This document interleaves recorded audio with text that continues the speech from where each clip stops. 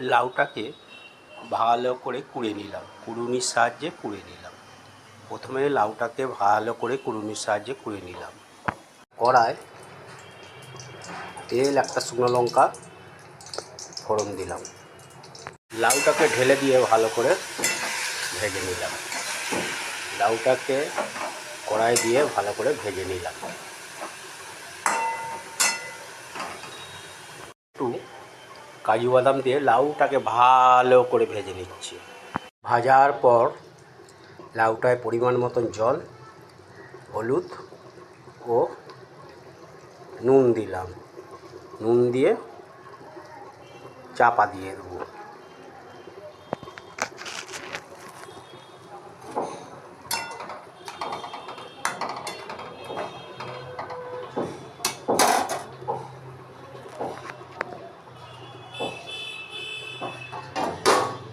চাপা দিয়ে দিলাম। ভালো করে গুলে নিলাম, পাকাতে তুললাম।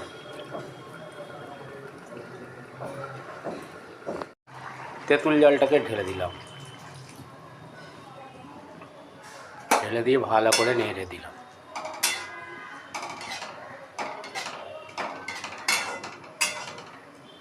লাউয়ের টক, পরিমাণ মতন চিনি দেবো।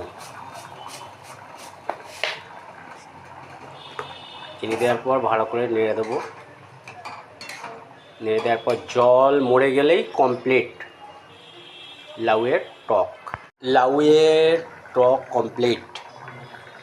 বন্ধুরা, আপনারা ট্রাই করবেন, দারুণ খেতে।